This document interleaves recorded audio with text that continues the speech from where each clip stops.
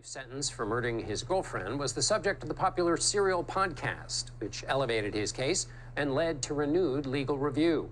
The appellate court in Maryland ruled a previous court did not give the family of the victim, Hae Min Lee, enough notice before the hearing, which ended with Syed's conviction being vacated.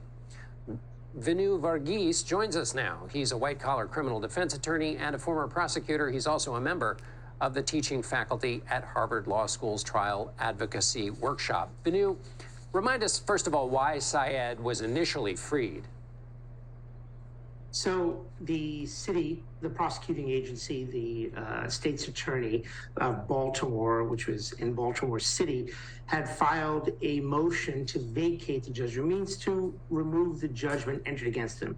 The judgment was his conviction, which was he had lost his appeals all the way through, and he was rejected a few years ago in 2018 or 2019 for a new trial. So he had, ironically, with the Serial podcast, shed light on this whole case, but he had lost in the appellate courts.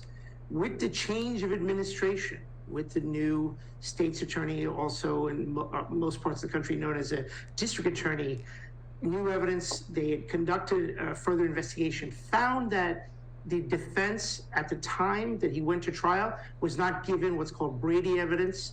In other words, evidence that could have cleared him. There was potential other suspects. There was also, what happened was on the day that they filed their motion to vacate and, in a sense, remove the judgment, the state's attorney said that it would decide whether to seek a new trial or dismiss the case within 30 days, and they're waiting on the results of some DNA testing. That DNA testing came back negative, and it showed that on her clothing there was no DNA from Syed, and then they moved to dismiss the case and enter a Latin term, it's called nolle prosequi, or prosequi. In other words, short form is nolle pros, and the case is over. So why? It was over. Tell us then about what's the legal reasoning or thinking or rationale for this now recent ruling? Why, if it's the state doing the prosecution, does the victim have to be given a certain amount of time of knowledge before this proceeding took place? Or the family of the victim, excuse me. Sure. When the case was moved to dismiss, the brother of Hae Min Lee, Ms. Lee, filed a motion to be heard, or he was given notice. What this appeal centered on, he took an appeal against the state as a victim, as a family of the victim. And this is extraordinary. I think this decision is massively wrong.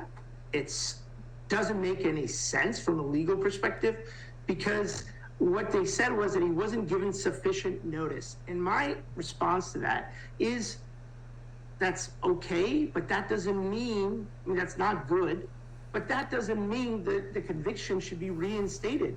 The state's attorney, the prosecuting agency, remember, it's the state of Maryland versus Adnan Syed. It wasn't Hae Min Lee versus Adnan Syed. If they want, they could go do a civil case, probably, if they wanted to. But it should not have been. This decision is just mind-boggling from a legal perspective. Quickly, before we run out of time, does this mean Syed will have to go back to prison? So that really depends on the court. There's been a stay of the proceedings. So technically, he could be ordered back to the proceedings, or they can just speed up the process. The state's attorney, can speed up the process and move to have this case heard and comply with the decision, or seek an appeal to the higher court in Maryland. All right, Vinoo Varghese, thanks so much for being with us. Pleasure.